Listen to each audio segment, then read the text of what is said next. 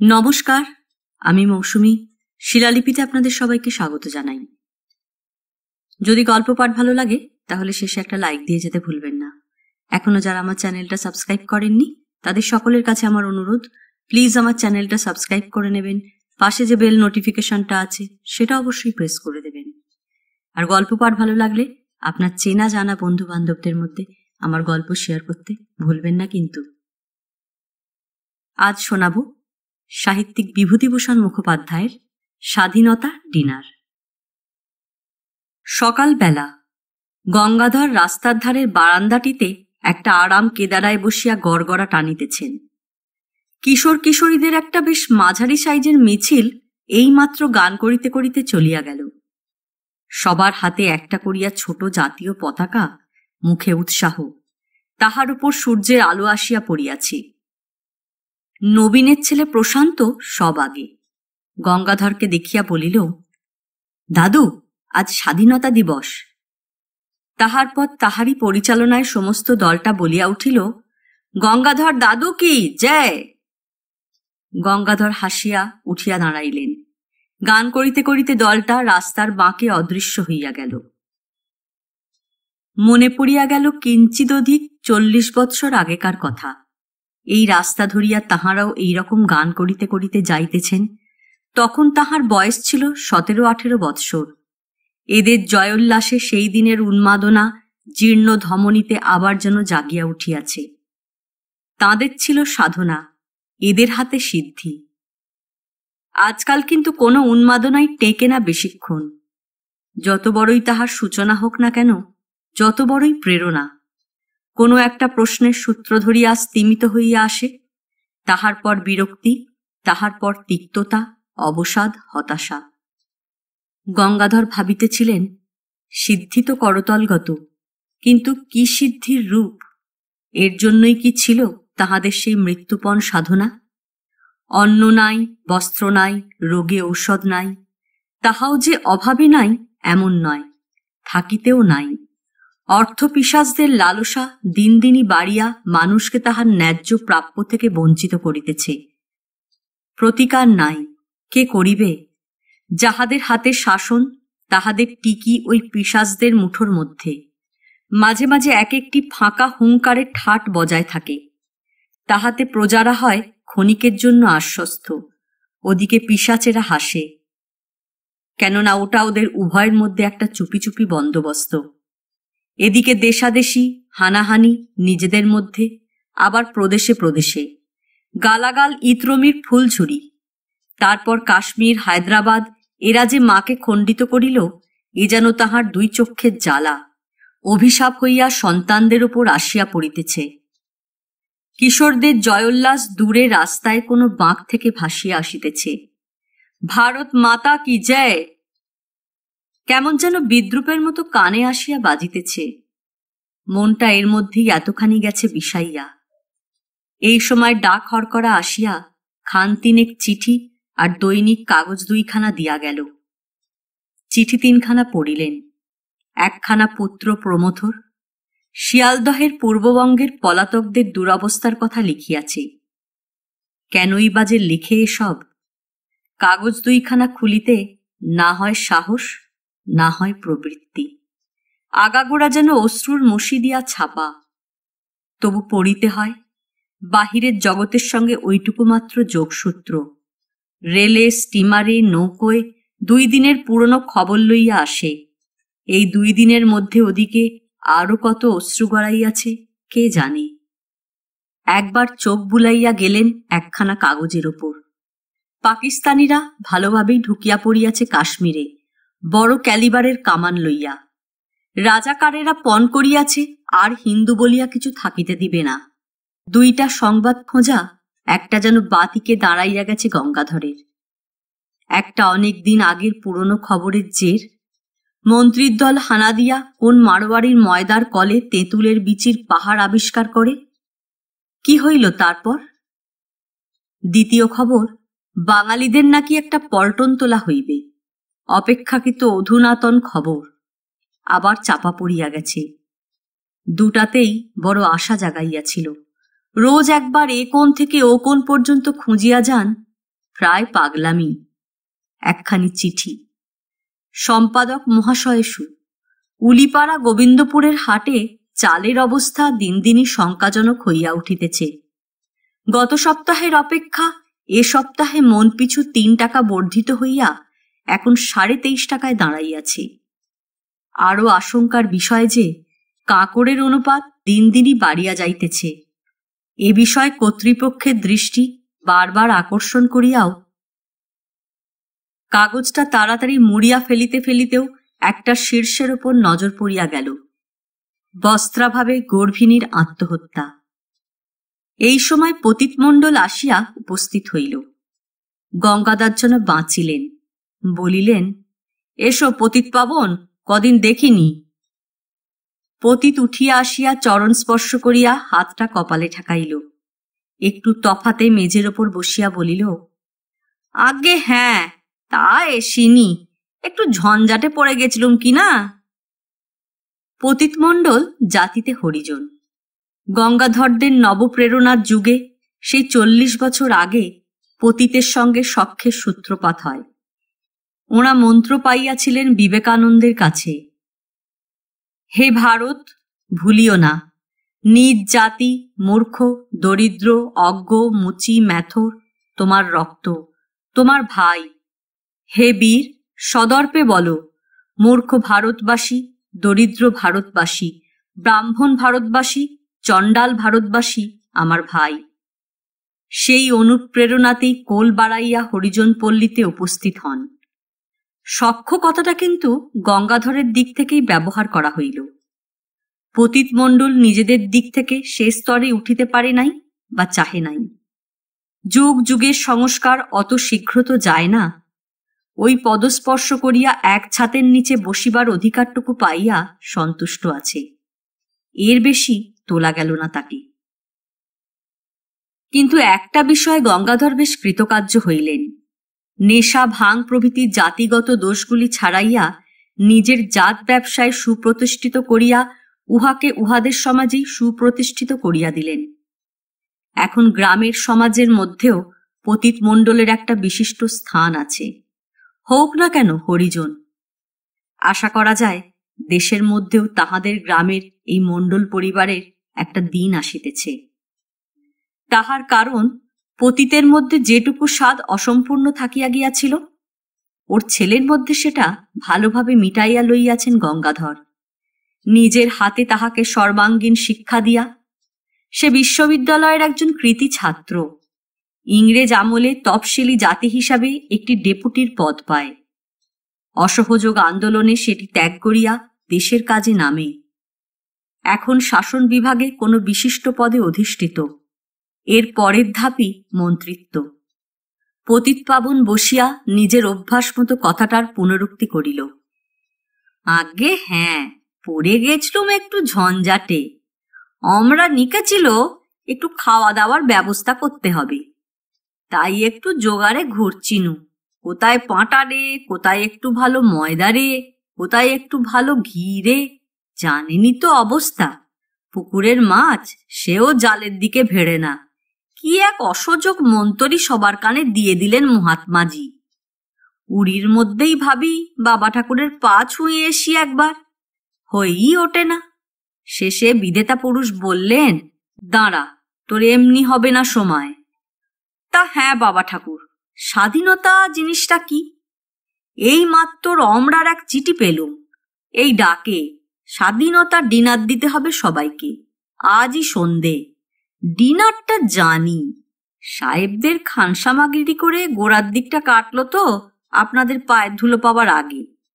ধিনতাও না হয় বুঝলুম, ওরা বলতো বল ড্যান্স, কিন্তু স্বাধীনতা বলে আবার আলাদা একটা আছে তা কই জানি না তো। কথাটা এর আগে গেছে একবার কানে, অত গা করিনি। আজ একেবারে শিয়রে সংক্রান্তি হয়ে এসে পড়ল। চিঠি পড়ে দিলে আমরা ছোট ছেলে পুটে, সে মানেটা কিন্তু বলতে পারল না, শিশু তো একটা। তখন মনে করলুম যাই দাদা ঠাকুরের কাছে, অনেকদিন পায়ের ধুলো নেওয়া হয়নি এদিকে। এখন স্বাধীনতার মানেটা কি হলো? বিপদের ওপর বিপদ। আজই সন্ধ্যে ডিনার, মিনিস্টারও আসছেন, এই দেখুন না চিঠিটা। আগুন ধরিয়া গেছে গঙ্গাধরের মাথায়। এই অবস্থাতেও ভোজ খাইয়া বেড়ায়, তাও সাদা দিশি ভোজ নয়, ডিনার। অমরেশটাও দলে পড়িয়া গেল শেষ পর্যন্ত। লিখিতে কলম সরিল কি করিয়া? পাণ্ডারাও রহিয়াছে, আসল কাজ সামলায় না, দেশে হাহাকার, হরিজন গৃহে ভোজ খাইয়া কাগজে ফাঁকা ঢক্কা নিনাদ, পপুলারিটি, ভবিষ্যতের ভোট আগলানো। বেশ একটু অন্যমনস্ক হইয়া গিয়াছিলেন, নিজেকে সামলাইয়া লইয়া চিঠিটা পড়িতে লাগিলেন। শ্রীচরণ কমলেশু, আপনাকে পূর্বপত্রে যে ভোজের ব্যবস্থার কথা লিখিয়াছিলাম, আশা করি সে বিষয়ে তৎপর আছেন। 47 সালে 15ই আগস্ট আমরা যে ইংরেজদের নিকট হইতে রাজ্যভার লাভ করি, তাহার 1 বৎসর পূর্ণ হইতে যাইতেছে, এবং এই উপলক্ষেই এই উৎসব।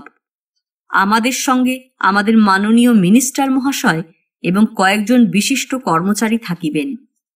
সর্বসমেত 20 জনের আহারের ব্যবস্থা রাখিবেন। পথে কয়েক জায়গায় কিষাণ সম্মেলন ও মিনিস্টার মহাশয় দ্বারা জাতীয় পতাকা উত্তোলন আছে।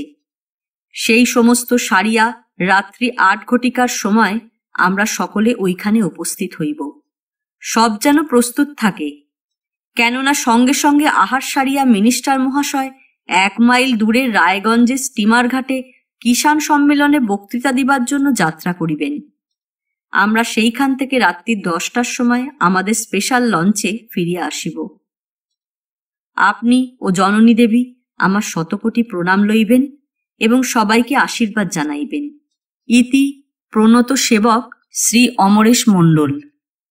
পুনশ্চ এটি সাধারণ ভোজ হইবে না, স্বাধীনতার ডিনার নাম দিয়া সবাইকে আহ্বান করিয়া লইয়া যাইতেছি। অনুগ্রহ করিয়া লক্ষ্য রাখিবেন সমস্ত ব্যবস্থাই যেন তাহার উপযোগী হয়। আমরা এত সাধনা করিয়া যে বস্তু লাভ করিয়াছি, তাহার যেন মর্যাদা রক্ষা হয়। চিঠিটা পড়িয়া ভিতরের রাগে গঙ্গাধরের কান 2টা পর্যন্ত গরম হইয়া উঠিল। নিজেকে সংযত করিয়া লইতে একটু বিলম্ব হইল। তাহার পর সহজভাবেই বলিলেন, তুমি কথাটার যা অর্থ করেছ পতিতপাবন, তা প্রায় কাছাকাছি গেছে। মাথার চুল পাকল, বেশি ভুল তো আর করবে না। স্বাধীনতা হচ্ছে তোমরা যাকে বলো স্বরাজ, যার জন্য এত কাণ্ড হলো। এখন এই স্বরাজটা যে পাওয়া গেল, তার মধ্যে সাপ আছে কি ব্যাঙ আছে, তাই নিয়ে কান্নাকাটি না করে একটু ধিনতা ধিনতা দরকার নয়। তাই হয়েছে স্বাধীনতা, তারই ডিনার। অবশ্য বল ড্যান্সের মতন কিছু নয়, তবে একটু ফুর্তি করাই কি নাচ নয়? এই যে বলি আমাদের মনটা নেচে উঠছে, সে কি আর ঘুঙুর পরে সত্যিকারের নাচ? সেই রকম আর কি, বুঝলে না? পতিত মণ্ডল একটু নড়িয়া চড়িয়া গুছাইয়া বসিল। ঈষৎ হাসিয়া বলিল, আমি বললুম না? বলি পতিত, ভেবে সারা হচ্ছিস কেন? চল বাবা ঠাকুরের কাছে, গেলেই সঙ্গে সঙ্গে মুশকিল আসান হয়ে যাবে। চিরজন্মটা তাই হয়ে এলো, আর আজ হবে না? তাহলে স্বাধীনতা হলো আমাদের এই স্বরাজ, আমাদের চাষাভূষদের মধ্যে সেই যে বলে মোশনে কলকেতে গিয়ে তিসি হয়েছে, সেই গোছের। এইবার বুঝলুম বাবা ঠাকুর। হ্যাঁ, তা কত কষ্টে পাওয়া গেল স্বরাজ, মনটা নেচে উঠবে বই কি বাবা ঠাকুর। একটা হারানো গরু পাওয়া গেলে ইচ্ছে করে। তবেই বোঝো, অমরেশ স্বরাজই লিখত, তাহলেই বুঝতে তুমি সোজা কথাটা। কিন্তু ওই যে ডিনার রয়েছে, একটু সামঞ্জস্য করে লিখলে স্বাধীনতা। পেটে বিদ্যে রয়েছে কিনা? পতিতপাবন গদগদ হইয়া হাত কচলাইতে কচলাইতে বলিল, সব আপনার পায়ের ধুলোর মহিমে বাবা ঠাকুর। সামঞ্জস্যী জ্ঞান থাকবে না? কার হাতে মানুষ হলো দেখতে হবে তো। তা এখন করতে হবে কি আমায়? একবার তো নিকেছিল ভোজের কথা, আমি পাঁটা রে, ময়দা রে, হ্যান রে, ত্যান রে জোগাড় করে থুয়েছি। আজ আবার নিকছে মামুলি ভোজ নয়। তাহলে সমীশ্যে দাঁড়াচ্ছে না?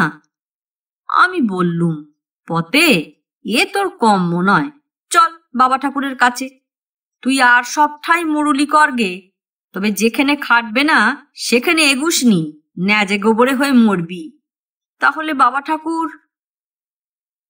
কি একটা চিন্তা স্রোত চলিতেছে ভিতরে ভিতরে, তাহাতেই গঙ্গাধরের মুখ হইতে সেই প্রচ্ছন্ন ক্রোধের ভাবটা কাটিয়া গিয়া ধীরে ধীরে মুখটা উজ্জ্বল হইয়া উঠিতেছে। বলিলেন, এই দেখো, পতিতপাবন আমাদের বুঝেও বোঝে না, সোজা পথ ধরে এগোও না, আপনি পরিষ্কার হয়ে যাবে সব। এই ধরো, শ্রাদ্ধের ভোজ আর অন্নপ্রাশনের ভোজ কি এক হয়েছে কখনো? আগে তা হয় কখনো না পারে হতে? তাহলে তোমার মামুলি ভোজ আর স্বাধীনতা ডিনার এক হচ্ছে কি করে? পতিতপাবন আবার নড়িয়া চড়িয়া মুখে হাসি ফুটাইয়া ভালো করিয়া বসিল। বলিল, আমি তাই বললুম না, অতে তুই যতই মুরুলি কর না কেন। আচ্ছা, এই আর একটা কথা জবাব দাও। একরকম তো নয় দুটো ভোজ, কিন্তু সরঞ্জামের কোনো তারতম্য আছে? সেই তেল, ঘি, মশলা, চাল, ডাল, আলু, পটল আছে কি কোনো ইতর বিশেষ? আগে না, শুধু মাছটা মাংসটা শ্রাদ্ধতে। আর খুব কুণ্ঠার সহিত পতিতমণ্ডল ভুলটা শুধরাইয়া দিতে যাইতেছিল। গঙ্গাধর হাসিয়া বলিলেন, হেই দেখো, পতিতপাবনের আমাদের আজ পদে পদেই ভুল। শ্রাদ্ধ তো আর অন্নপ্রাশন নয় গো, যে তাতে মাছ মাংস দেওয়া চলবে। যেগুলো চলবে তাতে আছে তারতম্য, সেই তেল, মশলা, চাল, ডাল, আলু। আগে তফাৎ আর কই?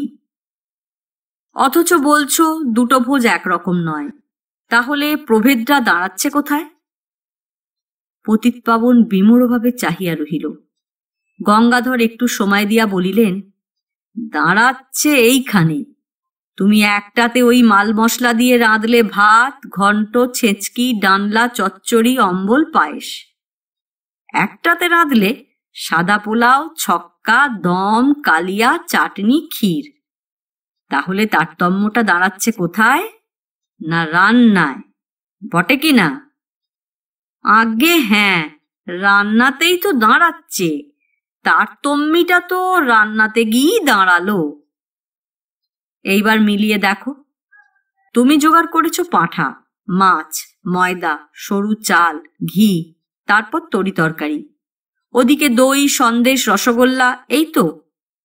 বেশ, রান্নার ব্যবস্থাটা করছো কি? আগে অমরার মাকে বললুম, দেখো, কলকাতা থেকে তাবড়ো তাবড়ো সব এসেছে, পোলাও আর লুচি দুটোরই ব্যবস্থা করি। তারপর শাক ভাজা, পটল ভাজা, কুমড়োর ছক্কা, মাংসের কোরমা, মাছের। গঙ্গাধর হাতটা উঁচাইয়া বলিলেন, বুঝলুম, সেই মাছের কালিয়া, ছোলার ডাল, ছ্যাঁচড়া, চাটনি। কিন্তু তাতে স্বাধীনতা ডিনারটা হচ্ছে কোত্থেকে? এ তো চৌধুরীদের বাড়ির বউ ভাত হয়ে গেল। মুখের পানে আর চোখে চাহিয়া গড়গড়া টানিতে লাগিলেন। একটু পরে আবার বলিলেন, কই গো মোড়লের পো, উত্তর দিচ্ছ না যে? এ তো তোমার সেই চৌধুরী বাড়ির বউ ভাত হয়ে গেল। ওর সঙ্গে দই, ক্ষীর আর 4টে মিষ্টি জুড়ে দিলেই নিশ্চিন্দি।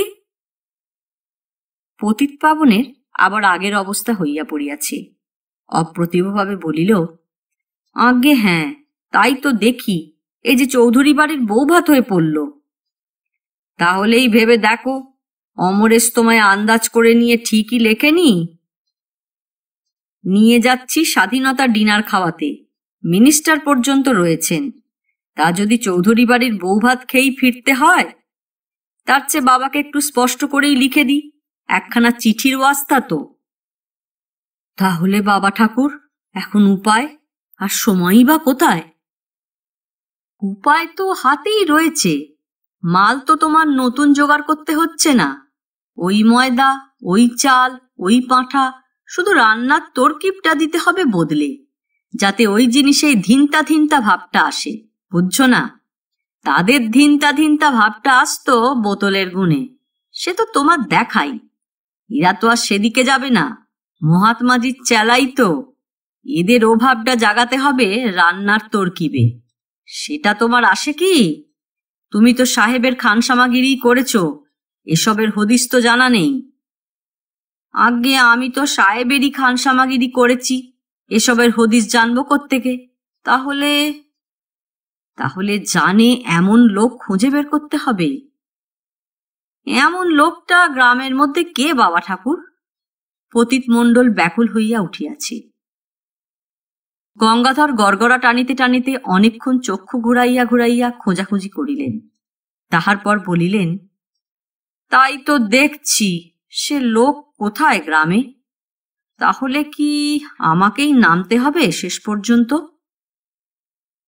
পতিতপাবন একেবারে পায়ের ওপর হুমড়ি খাইয়া পড়িল, বলিল, তাই নামুন ভাবা ঠাকুর, ও আপনার দ্বারাই হবে।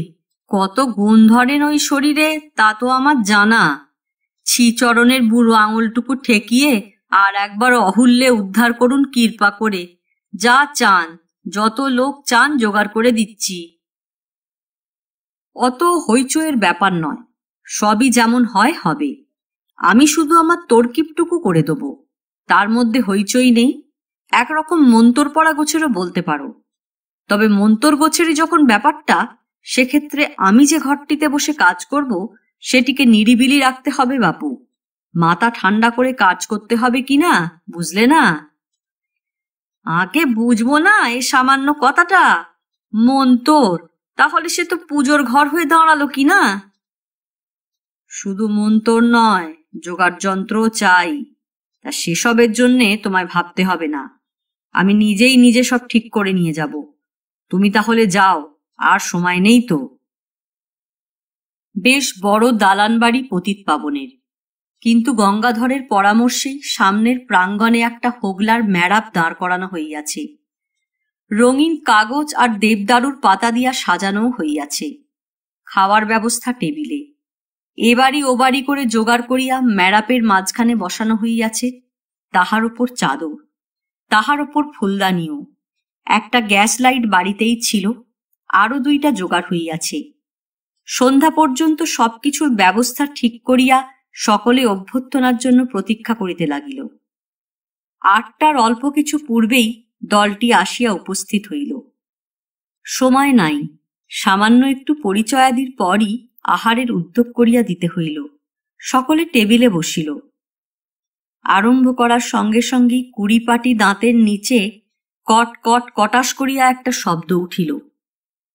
সকলেই একবার মুখ চাওয়াচাওয়ি করিয়া শব্দটা চাপিবার চেষ্টা করিল, কিন্তু 2-1 গ্রাসেই বোঝা গেল অসম্ভব। পোলাওয়ের চালের সঙ্গে কম করিয়া ধরিলেও আধা আধি কাঁকড় মেশানো। লুচিতে গিয়া পড়িল সবাই, একটু আগু পিছু করিয়া যতটা সম্ভব আবরু বাঁচাইয়া। অসম্ভব। একে তো বোধহয় 12 আনা ভেজিটেবল ঘিয়ে ভাজা, তাহার উপর টানিয়া ছিঁড়িতে আহত দাঁতের শক্তিতে আর কুলায় না। ক্রমে এক একটা শক্ত টুকরাও বাহির হইতে লাগিল। কষা, মনে হয় যেন কিছুর বিচি। ময়দার সাহচর্যে সে যে বিচি নিশ্চয় বুঝিতে বাকি রহিল না কাহারও। ঘাড় নিচু হইয়া আসিয়াছে সবার। এদিকে তরকারি মুখে তোলা যায় না। তিসি এবং বোধহয় তাহার চেয়েও কোনো অপাংতেও তৈলের দুর্গন্ধ। মাছের আরো দুরবস্থা, মাংসের আবার ততোধিক। ময়দা তেল তাহাও পর্যাপ্ত নয়। আলোগুলা একসঙ্গে এবং দ্রুত নিভিয়া আসিতে লাগিল। তাড়াতাড়ি 4-5টা সাধারণ লান্ঠেন আনিয়া সেগুলি স্থানে বসানো হইল। অল্প সময়ের মধ্যে সেগুলার শিখা সুপ্রচুর ধূমের অন্তরালে আত্মগোপন করিয়া বাঁচিল। এদিকে পতিতপাবন একটি জীর্ণ আধময়লা আংরাখা আর একটি সংক্ষিপ্ত বস্ত্র পরিয়া হাত জোর করিয়া ঘুরিয়া বেড়াইতেছে, অনুরোধের দ্বারা সবাইকে আহারে উৎসাহিত করিয়া। এটাও গঙ্গাধরেরই ব্যবস্থা। বলিয়াছিলেন, ও কি পতিতপাবন, আজ কখনো ভালো জামা পরে বেরোয়? মনে করবে, দেখেছ বেটা হরিজনের টাকা হয়েছে, ভদ্র সেজে বুক ফুলিয়ে বেড়াচ্ছে। টাকা হওয়া না হওয়া আবার ওদেরই হাতে কিনা। যাহারা পরিবেশন করিতেছে তাহাদের পরিধেয়েরও ওই অবস্থা। যাহারা আশেপাশে দাঁড়াইয়া দেখিতেছে তাহাদেরও। ঘটে বুদ্ধি নাই এমন তো নয়, কিছু একটা চক্রান্ত যে আছে কোথাও, সেটা বোধহয় ডিনারভোজীদের অনেকেই আঁচ করিয়াছে। লুচি পোলাও কোনো রকমে ডিঙাইয়া মিষ্টান্নে গিয়া পড়িল। রসমন্ডির মতো ছোট ছোট সন্দেশ, তাহার বোধহয় 15 আনাই চালের পিটুলি। চিনি নাই বলিলেই চলে। রসগোল্লা কিসের বোঝা যায় না, মনে হয় এর মধ্যেও তেঁতুলের বিচির অধিষ্ঠান রহিয়াছে। অমন জলের মতো পাতলা রস তাহারও এতটুকু প্রবেশাধিকার নাই। গঙ্গাধরও করজোরে ঘুরিয়া ঘুরিয়া আহারে উৎসাহিত করিতেছেন, বলিতেছেন, আপনাদের হাত না চললে অপযশটা আমারই হবে। পতিতপাবন তো নিমিত্ত মাত্র। সমস্ত দিন খেটে খুটে আমি কোনো রকমে এইটুকু দাঁড় করিয়েছি। নেহাতি বিদুরের আয়োজন। অমরেশ মাথা তুলিতে পারিতেছে না। দৈব প্রতিকূলতা করিল। পাতলা একটু মেঘ গড়িয়া আসিয়াছিল। মন্থর ধারায় বৃষ্টি নামিল। প্রতিকূলতা না আনুকূল্যই। সবাই উঠিয়া বাঁচিল। পরদিন সকালে পতিতপাবন বিষণ্নভাবে আসিয়া পায়ের ধুলা লইয়া নিজের জায়গাটিতে বসিল। বলিল, বাবা ঠাকুর, এ কি হল? পুতচরিত্র পুরুষ, চিরকাল ভালোই করিয়াছেন ওর। আজ পতিতপাবনের যা কিছু প্রতিষ্ঠা সব গঙ্গাধরেরই জন্য। শিক্ষা দিবার এত বড় সুযোগটাকে প্রাণ ধরিয়া আর হাতছাড়া করিতে পারেন নাই। তবু মনটা খুব ব্যথিত বই কি। বলিলেন, সমস্ত দিন ছুটোছুটি করে বেরিয়েছে, পেট কাঁদবেই। তবু এটুকু দরকার ছিল মোড়লের পো। তা আমি ঘুরে ঘুরে সবাইকে বলেই দিয়েছি, এ আমার কীর্তি। যত কিছুই হোক, সবার বুদ্ধি আছে তো, তোমার ঘাড়ে দোষ চাপাবে না। আর অমরেশের কথা বলছো? একটা স্নেহের গালাগাল দিয়া বলিলেন, ওরও একটু শিক্ষা দরকার ছিল পতিতপাবন। বড্ড ওগুলোর দলে ভিড়ে গেছে। তা ওর কিছু অপকার করতে পারবে না, জেনে রেখো। উপায় নেই যে করবার, সে খোঁজটা রাখি বলেই এটা করলাম। বরং ও যে একদিন মিনিস্টার হবেই একজন, এই ধাক্কায় তার জন্য ভালো করে তৈর হয়ে রইল। মনে করো এটা ওকে আমার আশীর্বাদই। এই গল্প এখানেই শেষ। গল্প পাঠ ভালো লাগলে লাইক, শেয়ার, কমেন্টস করতে ভুলবেন না। আজকের মতো নমস্কার।